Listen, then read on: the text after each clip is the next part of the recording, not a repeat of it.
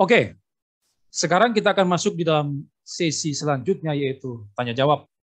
Ini berdurasi sekitar 60 menit, dan saya mengutamakan bagi saudara-saudara yang ingin bertanya, bisa bertanya secara langsung, membuka kamera saudara, mencantumkan nama saudara, dan saudara bisa tanya langsung kepada salah satu dari ketiga narasumber yang sudah memberikan materi tadi.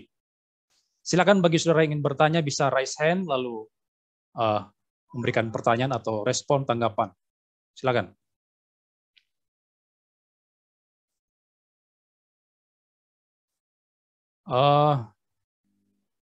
Siapa ya ini resen?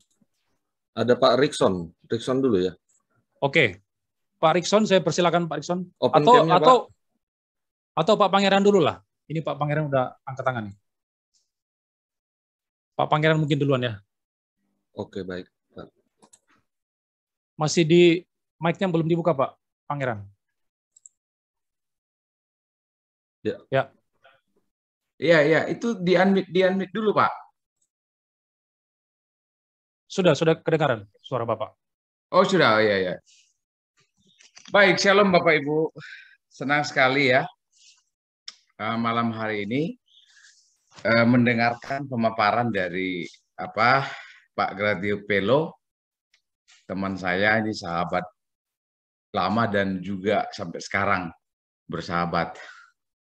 Kemudian Pak Deki, kemudian saya harus menghafal karena senior kita ya, Pak siapa tadi ya? Pak Siburian ya. Jadi kemudian Pak Dr. Stanley, kemudian Bapak Yan Suhendra ya. Terima kasih. Hora samang Siburian ya. Aku menurung aku ya. Ya, sama-sama gerobak kita, gerombolan orang Batak gitu ya. Nah, mungkin saya sebelum bertanya itu bolehkah memberikan ini Pak 1-2 menit begitu? Silakan Pak, silakan. Ya. Jadi memang kalau kita belajar eskatologi, eskatos itu hari-hari yang terakhir, karena eskatologi ini kan dia ada nuansa apokalipto. Maka itu tidak akan pernah terang atau jelas, karena itu ciri khas dari apokaliptik. Misalnya ya, tentang nubuatan Yesus Kristus yang dinubuatkan mulai dari Kejadian pasal 3, yang kita sebut protoevangelion, itu sama sekali tidak jelas siapa keturunan perempuan. Lalu kemudian nanti agak diperjelas di kitab nabi-nabi, misalnya Yesaya, misalnya Mika, ini dari suku Yehuda, lalu lahirnya di Bethlehem, diperjelas lagi nanti kehidupannya sebagai nabi, dan seterusnya, dan seterusnya. Lalu nanti digenapi. Nah, sama ya, tentang akhir zaman pun, selalu begitu. Ketika firman Tuhan itu disampaikan pada zamannya, kalau itu berkenaan dengan eskatologi, hal-hal yang akan datang, itu tidak mungkin dibuat secara jelas seperti surat. Maka penyampaian firman yang berbentuk eskatologi harus disampaikan dalam bentuk-bentuk kiasan, simbol, penglihatan, mimpi, dan seterusnya. Dan itu yang kita lihat dalam misalnya kitab Yehezkiel dan kitab Daniel. Nah, kemudian ya, mungkin ada salah paham juga ya dari penjelasan orang-orang yang percaya dengan premil ya. Misalnya seperti tadi yang disampaikan Pak Gratia, teman saya, yang mengatakan ya, orang yang percaya rapture yang mengatakan bahwa seolah-olah orang menganut rapture karena dia takut kena tribulasi, gitu ya. Ya, sebenarnya kalau kita lihat orang premil ketika mengajarkan tribulasi itu tidak ada kaitannya dengan martir. Karena martir itu hubungannya dengan kita bersaksi memberitakan Injil. Nah, tribulasi dalam paham premil itu berkenaan dengan yang dikatakan oleh Yesus dalam Matius 24 tentang akhir zaman. Lalu 1 Petrus 3 ayat 10 sampai 13, betapa nanti di akhir zaman ini bumi akan runtuh. Ya, maka nanti dalam konsep tribulasi orang premil, penekanannya adalah bahwa bumi ini akan dihancurkan, dan itu klop dengan Matius 24, itu klop dengan 1 Petrus 3, bahwa nanti bumi ini akan dihancurkan. Dan ini dia, hal yang kurang jelas yang disampaikan oleh Yesus itu dibuat lebih jelas oleh Yohanes sekitar 30 tahun setelah Yesus berkhotbah, Matius pasal 24, dan setelah Petrus menuliskan suratnya. Begitu kira-kira. Nah, itu yang kita sebut ya, teman-teman dari Reform pun pasti setuju dengan istilah Alkitab menafsirkan Alkitab diri, atau Alkitab menafsirkan dirinya sendiri. Nah, jadi ada kesalahpahaman mungkin penjelasan dari orang yang percaya rapture bahwa seolah-olah kalau orang mengajarkan tentang pengangkatan itu seolah-olah karena kita ini seperti orang yang tidak mau menderita. Nah, kira-kira gitu ya. Padahal masalah martir itu kita satu visi bahwa kita harus menjadi martir, tidak takut memberitakan Injil apapun risikonya, itu kita satu nada. Itu kita satu roh, satu barisan, seirama kita dalam hal itu. Dan penganut premil tidak sedang ingin memberikan image atau menggiring opini seolah-olah kita ingin menghindari penderitaan. Jadi ada penderitaan yang bersifat karena memberitakan Injil, yaitu hubungannya dengan martir. Tapi konsep tribulasi yang dianut premil adalah tentang penghancuran bumi ini. Tidak ada yang bisa lari, kata Yesus dalam Matius 24, lalu Petrus juga menjelaskan itu. Nah, jadi itu dia. Nah, tadi menarik ya yang disampaikan oleh Pak Deki. Ini saya belum bertanya ya Pak Albert ya. Mohon maaf. Ini sebenarnya siap. Saya bukan penanggap, tapi karena topik yang disampaikan oleh Pak Gratia dan Pak Deki dan Pak Siburian tadi menarik sekali, saya kira ini bagus sekali. Nah, masalah Wahyu pasal 19-20 yang dalam proposalnya Pak Deki tadi itu disebutkan sebagai dokumen berbentuk rekapitulasi. Ya, saya setuju itu sebagian. Khususnya Wahyu pasal 1 sampai Wahyu pasal 4. Maka kalau kita berbicara Wahyu pasal 1 sampai pasal 4 tentang 7 jemaat itu, memang itu adalah 7 jemaat yang sudah didirikan. Ya, beberapa didirikan oleh Paulus dan beberapa lain didirikan oleh rasul-rasul yang lain. Tetapi kalau kita melihat dimulai Wahyu pasal 5, itu sepertinya ada penekanan yang berbeda. Bahwa ketujuh jemaat itu, buka telingamu, dengarlah apa yang akan kulihat untuk hal-hal yang akan datang. Nah, kira-kira itu bahasa sederhananya. Dan itu sebabnya memang akan lebih tepat itu didekati dokumen, khususnya mulai Wahyu pasal 5 itu sebagai peristiwa sekuens, tapi bukan secara peristiwa, tapi secara visi. Nah, teman-teman Amil kan akan berkata bahwa semua yang ditulis dalam kitab Wahyu itu kan sudah terjadi. Baik itu yang terjadi di zamannya di zamannya Yesus maupun di zamannya Yohanes. Ya, makanya kaisar-kaisar yang memerintah di situ bisa saja fleksibel. Misalnya di zamannya Yesus ada Herodes, lalu nanti ada Herodes Agung, ada Herodes Antipas, lalu nanti Titus dan seterusnya. Tetapi nanti kalau kita lihat, sepertinya ini ada masalah. Kalau semua yang dituliskan dalam kitab Wahyu itu sudah terjadi di zamannya Yesus atau di zamannya Yohanes. Ya, misalnya 144.000 yang jelas di sana ada 12.000 dari suku A, dari suku B, dan seterusnya. Lalu kalau kita lihat Pak, Yesus mengatakan untuk masalah tribulasi itu ya, dalam Matius 24, ada sebuah frase di sana bahwa peristiwa ini belum pernah terjadi. Baik zaman dulu maupun zaman sekarang. Maksudnya itu zamannya waktu Yesus mengucapkan firman itu. Nah, jadi dan nanti kalau kita lihat ini sepertinya memang ada unsur rekapitulasi dalam Wahyu itu, tetapi ada unsur sequence dalam bentuk visi, begitu ya. Ya. Nah, misalnya nanti Wahyu 12, apakah itu sudah terjadi? Kalau kita lihat nanti Wahyu 12, maka banyak pertanyaan di sana. Atau misalnya Babel yang disebutkan di situ, apakah itu memang mengacu kepada Babel zamannya Yesus atau zamannya Yohanes? Karena kalau nanti kita lihat ciri-cirinya Babel yang dituliskan dalam Wahyu itu sangat berbeda kalau misalnya itu mau kita hubungkan dengan peristiwa-peristiwa di zamannya Yesus atau di zamannya Yohanes, begitu. Nah, lalu misalnya ini menurut saya agak penting ya, agak penting. Misalnya bahwa Wahyu itu adalah kitab apokaliptik. Masalahnya dalam kanon kita yang mengikuti kanon Yunani, Pak, Wahyu itu dimasukkan dalam kategori atau kelompok nubuatan. Nah, ini masalah ini. Ada Injil, ada kisah para rasul sejarah, lalu ada surat-surat, lalu ada nubuatan, yaitu kitab Wahyu. Dan tentu kita semua paham ya bahwa nubuatan itu selalu berbicara 3 aspek. Ada yang telah terjadi, ada yang sedang terjadi, ada yang akan terjadi. Nah, itu sebabnya betul Wahyu itu mengandung apa yang telah terjadi, apa yang sedang terjadi itu fenomena-fenomena, tetapi apa yang akan terjadi. Kalau Wahyu pasal 1 sampai 22 itu nanti kita buat itu sudah terjadi pada zamannya Yohanes. Itu yang saya katakan banyak sekali pertanyaan yang agak sulit kita jawab. Begitu.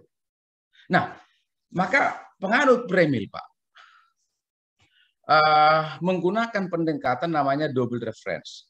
Bahwa dalam satu perikop itu bisa ditafsirkan secara nubuatan ya. Kalau kita setuju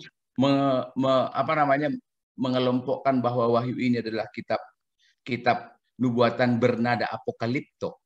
Maka ada namanya double reference. Misalnya ya, kalau misalnya Pak Deki atau Pak Gratia Pelu misalnya nggak setuju dengan pendekatan Premil yang misalnya kaum Premil kan ingin menjelaskan kerajaan 1000 tahun itu menghubungkannya secara intertekstual, misalnya dari kitab Daniel dan beberapa kitab yang lain. Lalu misalnya saya ingin mengkontraskan ya apa yang dikatakan tadi oleh Dr. Stanley. Bahwa kan sebenarnya ini secara konteks Wahyu pasal 20 dan juga tadi Pak Suhendra ya, bahwa itu kan adalah peristiwa yang pada saat itu terjadi. Wah, kalau nanti kita menggunakan atau hanya terpaku pada konsep itu, maka nanti kita akan banyak bertabrakan dengan kitab-kitab Perjanjian Lama. Misalnya, Yesaya 57, Yesaya pasal 9. Apakah itu layak digunakan untuk menubuatkan tentang Yesus yang akan 700 tahun kemudian setelah Yesaya baru lahir? Kalau kita lihat dari aspek keperluan pada zaman Yesaya, tidak bisa. Karena kalau kita lihat dari Yesaya pasal 1 sampai pasal 40 berbicara Yehuda sebelum dibuang, pasal 41 sampai pasal 55 ketika Yehuda dibuang, pasal 56 sampai pasal 66 setelah Yehuda dibuang. Jelas nada besar dari kitab Yesaya berbicara tentang Yehuda sebelum dibuang, sedang dibuang, setelah dibuang. Tapi kita semua Kristen konservatif sepakat menggunakan Yesaya 57 berkenaan dengan nubuatan Yesus. Yesaya 9 juga demikian, anak yang telah lahir itu. Nah, atau misalnya, kalau misalnya tadi Pak Siburen keberatan bahwa kitab Wahyu itu adalah kitab apokaliptik, maka harus ditafsirkan secara simbol. Misalnya Mazmur, kita sepakat memasukkan kitab Mazmur sebagai dokumen atau literatur bernada puisi. Tapi kita juga mengutip Mazmur 22 yang bernada nubuatan. Mazmur 22 misalnya ketika kita mengajar sistematik kristologi tentang kematian Yesus, ditusuk tangan dan kakinya itu kan kita tafsirkan sebagai nubuatan kematian atau cara matinya Yesus. Begitu loh. Mazmur, padahal Mazmur itu 1000 tahun sebelum Yesus mati ditulis oleh para penulis kitab Mazmur. Nah, itu sebabnya kalau kita mendekati kitab Wahyu dan kita setuju mengidentifikasinya atau mengelompokkannya sebagai kitab apokaliptik bernada nubuatan, maka saya kira argumen-argumen Premil itu cukup bagus. Ya, walaupun argumen Amil tadi seksi sekali penjelasan dari Pak Deki. Nah, lalu kemudian ada ketidakkonsistenan dari teman-teman Amil kalau hanya membuat Wahyu pasal 1 sampai pasal 22 sebagai peristiwa yang telah terjadi. Karena tentang kedatangan Kristus kedua kali, kalau misalnya kita teman-teman Amil mengajarkan Kristus kedatangan kedua kali juga akan melihat bahwa Wahyu pasal 22 Yerusalem baru dan bumi baru itu sebagai sesuatu yang akan datang. begitu loh. Dan saya sudah membaca, melihat YouTube teman-teman dari khususnya Reform juga yang mengatakan bahwa ini adalah peristiwa yang akan datang. Dan ini ya, supaya jangan ada kesalahpahaman, Ortodoks ada yang menganut amil, ada yang menganut premil, ada yang menganut posmil. Reform ada yang menganut amil, ada yang menganut premil, ada yang menganut posmil. Nah, jadi kalau tadi ada frase dari Pak Gratia Pelo, seolah-olah semua Bapak gereja itu mengajarkan amil. Sebenarnya kalau kita lihat tadi Pak Stanley malah menyampaikan bahwa kesan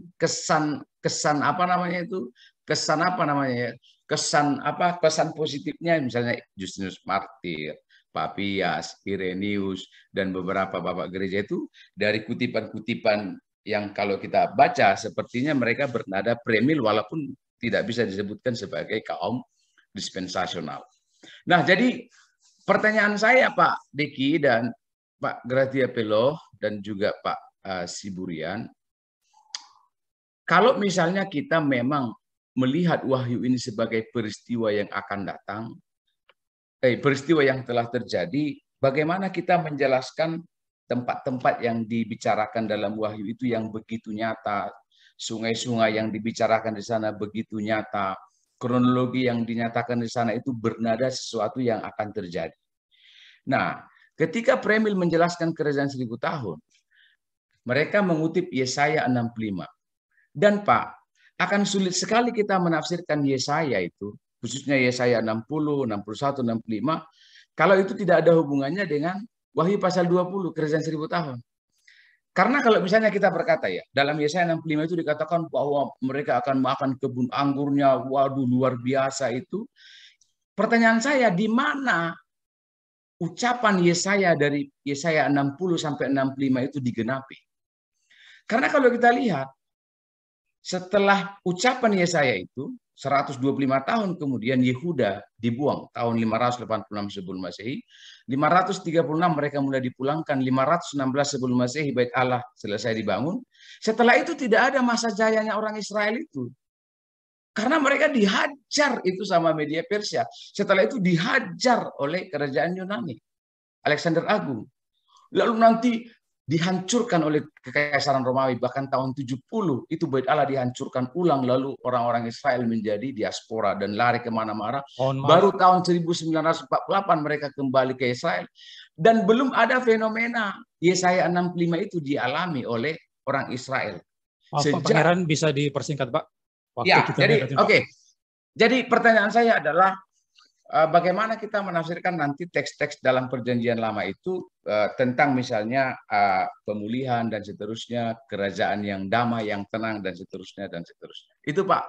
Mungkin saya mohon maaf ya teman-temannya kalau saya menyampaikannya berbelit-belit. Memang itu ciri khas saya, selalu membuat yang sederhana menjadi rumit. Terima kasih Pak Albert ya. Oke, siap. Makasih Pak. Saya kira ini ditujukan kepada Pak Gracia dan Pak Deki untuk menanggapi apa yang sudah disampaikan oleh Dr. Pangeran tadi tentang rapture, lalu ketidakkonsistenan dalam memahami kitab Wahyu. Silakan, mungkin dari Pak Gracia dulu. Silakan Pak. Oke. Terima kasih kepada teman dan sahabat lama. Saya senang dengan pernyataan garis besarnya bahwa Premil tidak takut mati. Itu yang saya tunggu-tunggu. Kalau semua gereja dalam pandangan eskatologi yang berbeda-beda punya satu kesepahaman bahwa kita harus hidup benar, kudus, dan siap mati kapanpun, itu yang saya tunggu-tunggu. Karena antara yang disampaikan oleh sahabat saya, si Pangeran Manurung, dengan apa yang saya dengar dari telinga saya langsung, ada banyak keresahan dan ketakutan di kelompok-kelompok Pentakosta karismatik tentang antikristus, sehingga belum apa-apa, sudah banyak yang PHK, yang banyak kacau balau. Nah, mengenai tentang nubuatan, saya mengatakan tadi, itu sudah terjadi dan akan berulang kali. Akan terjadi nubuatan yang berulang. Hari ini sudah ada banyak antikris. Dan akan muncul satu antikristus yang akan datang.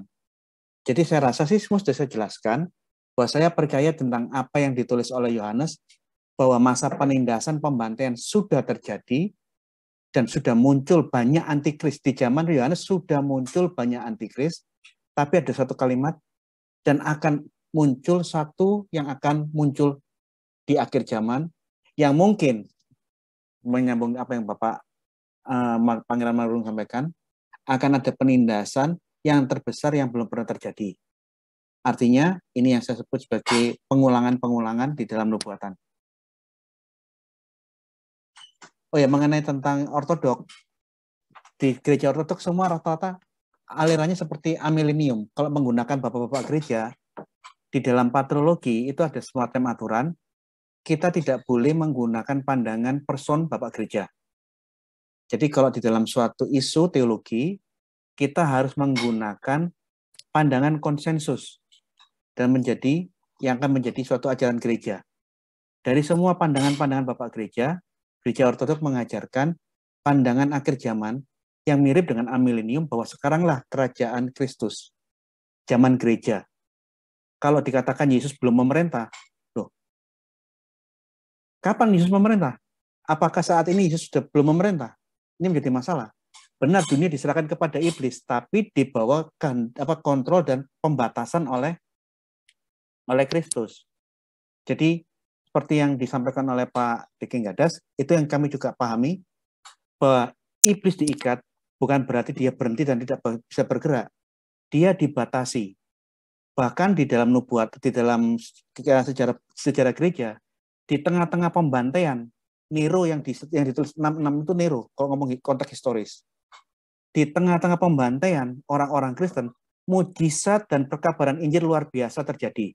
Contoh kalau kita baca sejarah bapak-bapak gereja, pada waktu pembunuhannya Rasul Lukas, dia dibunuh, disembelih. Sebelum dibunuh, badannya dimutilasi. Tapi yang menarik di dalam catatan sejarah bapak-bapak gereja, di saat tangannya dipotong, dimutilasi, tangannya bisa dikembalikan utuh, sehingga di dalam catatan bapak-bapak gereja, hari itu 276 menteri, orang-orang di kerajaannya Nero kalau nggak salah, percaya kepada Yesus, sehingga di saat Rasul Lukas mati syahid, itu beserta dengan pembunuhan 276 orang-orang Kristen baru yang bertobat gara-gara melihat mujizat badannya Lukas dimutilasi dan dikembalikan lagi. Artinya di tengah-tengah pembantaian dan upaya pembinasaan umat Kristen, di saat itu Roh Kudus bekerja dan banyak gerakan-gerakan yang terjadi. Selebihnya saya serahkan ke Pak Diki Gadas. Baik, silakan Pak Diki. Ya, terima kasih Pak Dr. Manurung. Pak Dr. Manurung ini teman saya di Asasi ya. Ada beberapa hal, Lai. Pertama, ada beberapa komentar, 2 kalau saya tidak salah catat, yang sebenarnya saya tidak percaya begitu. Pertama, tentang apakah seluruh kitab Wahyu itu sudah terjadi.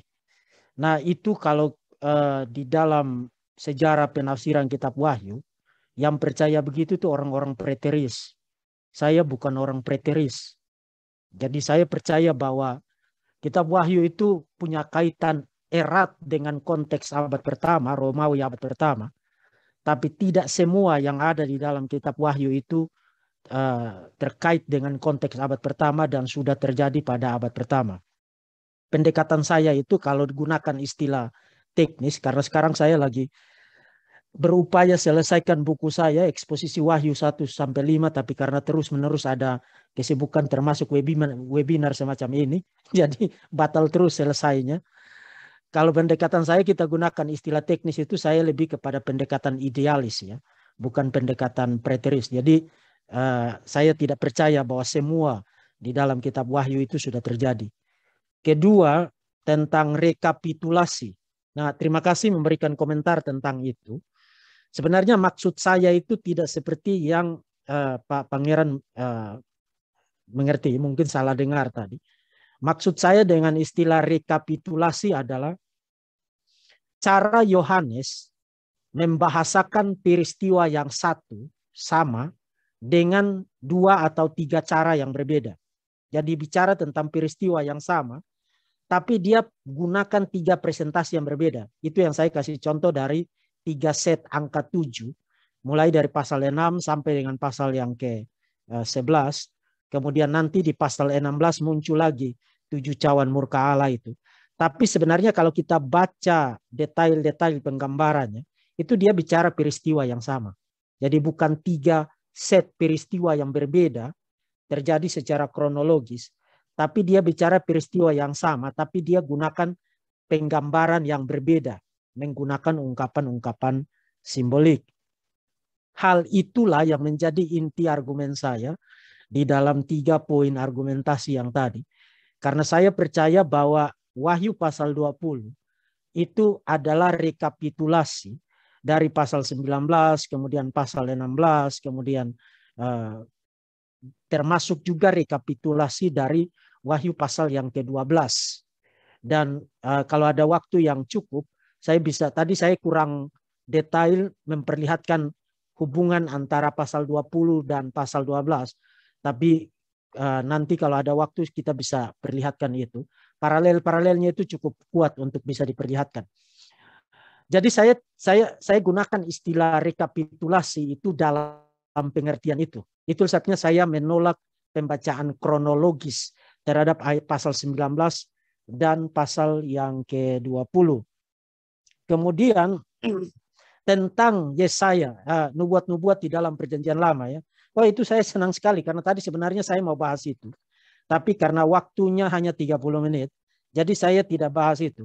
Supaya kita letakkan ini di dalam konteksnya. Saudara-saudara kita yang percaya premil, termasuk yang historis, yang dispensasionalis klasik atau yang progresif, biasanya merujuk misalnya kepada Yesaya pasal yang ke-60, kemudian Yehezkiel 40 sampai dengan 48. Janji mengenai bait suci, kemudian Israel akan dipulihkan, kerajaan Sion, dan lain sebagainya. Itu sebabnya ada angan-angan bahwa bait suci ketiga itu akan dibangun kembali. Kemudian ketika pemerintahan 1000 tahun itu didirikan, itu pusatnya itu di Yerusalem. Sebagai penggenapan dari teks-teks perjanjian lama itu. Nah yang menarik adalah, dan saya kira Lai tahu, karena doktor teologi Lai kan bicara tentang, disertasinya bicara tentang intertekstual ya. Nah saya magister teologi saya itu, tesis saya itu juga intertekstual. Yang menarik adalah Wahyu pasal 20 yang menjadi teks utama bicara tentang kerajaan 1000 tahun tidak membuat alusi apapun kepada Yesaya pasal 60 maupun Yehezkiel pasal yang ke-40 sampai dengan 48. Tidak satupun. Nanti teks-teks yang tadi baru dialusi bukan di pasal 20 tapi di pasal 21 dan pasal 22, langit baru dan bumi baru. Jadi kalau bertanya tentang kapan itu semua digenapi di dalam langit baru dan bumi baru. Bukan di dalam kerajaan 1000 tahun yang dibicarakan di dalam pasal yang ke-20. Berdasarkan alusi yang muncul di dalam pasal 21 dan pasal 22. Jadi terima kasih telah mengajukan pertanyaan tentang itu. Yang terakhir tentang genre apokaliptik. Ya kita tahu bahwa tidak setiap kata di dalam kitab Wahyu itu pasti simbolik. Itu kan impossible. Termasuk waktu kita membaca puisi juga tidak semua kata di dalam puisi itu pasti figuratif. Ada kata-kata tertentu yang literal. Itu kita tahu itu sudah, dan tidak ada orang yang berargumentasi begitu. Tetapi sebagai sebuah aturan hermeneutik, kita membaca literatur berdasarkan jenis tulisannya. Jadi kalau kita membaca novel, kita baca sebagai hiburan. Kita tidak membaca novel sebagai informasi matematika atau sejarah atau biologi. Atau kita membaca buku sejarah, kita tidak perlakukan seperti kita membaca buku filsafat atau buku teologi dan lain sebagainya. Jadi jenis tulisan itu menentukan harapan dan cara membaca. Karena perkakas-perkakas sastra yang digunakan itu berbeda. Dan itu menentukan cara membacanya. Nah perkakas utama, dan saya kira para saudara-saudara para scholar yang premil juga setuju, perkakas sastra yang utama dari genre apokaliptik adalah bahasa-bahasa simbolik. Itu sebabnya aturan dasar di dalam membacanya adalah hal-hal yang ada di dalam literatur apokaliptik harus diasumsikan simbolik kecuali ada alasan yang kuat dari teksnya untuk dibaca secara literalistik. Itu aturannya. Dan memang kita temukan itu berkali-kali di dalam kitab Wahyu, bahkan mulai dari pasal pertama ya, 7 kaki dian, kemudian 7 bintang dan seterusnya. Angka-angka, kemudian binatang, kemudian imagery yang tidak biasa seperti bertanduk 10, berwarna merah padam dan lain sebagainya. Itu semua simply tidak bisa dimengerti secara literalistik. Jadi karena sekarang saya bahkan punya disertasi doktoral dari Charles Ryrie ya, yang salah satu dedengkot dari dispensasionalisme di Dallas Theological Seminary ya. Dia tulis disertasi doktoral dengan judul The Basis of the Premillennial Faith ya.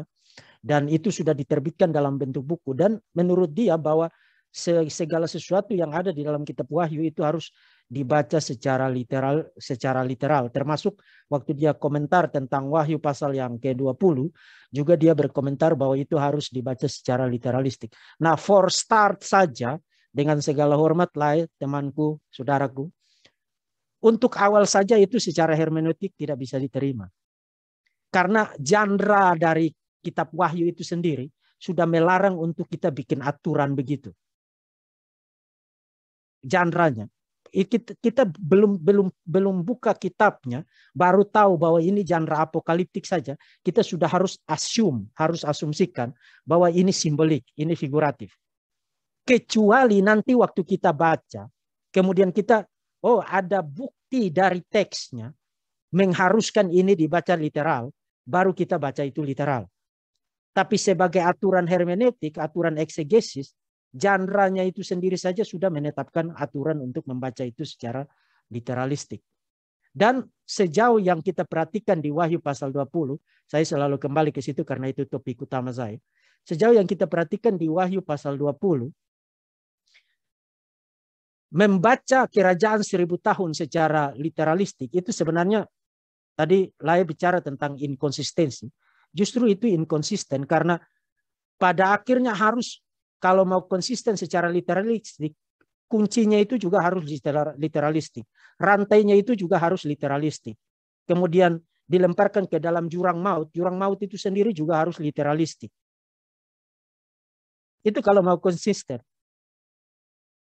Jadi kenapa hanya memilih 1000 tahunnya itu saja secara literal, tapi unsur-unsur naratif yang lain di dalam teks itu tidak dibaca secara literal.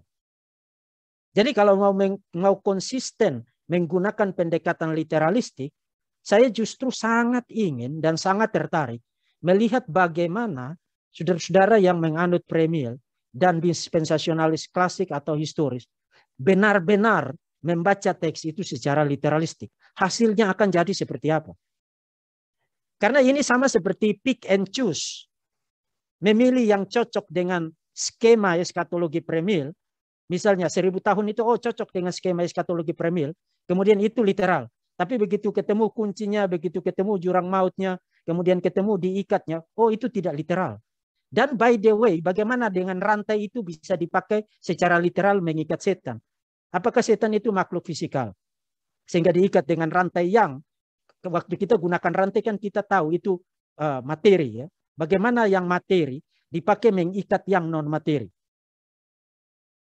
Jadi akhirnya pembacaan semacam itu, aturan hermeneutik semacam itu, berakhir dengan inkonsistensi yang nyata. Jadi saya kira itu adalah jawaban saya untuk beberapa komentar tadi. Kalau ada yang tidak sempat saya jawab, mungkin nanti, tapi itu yang saya ingat. Terima kasih.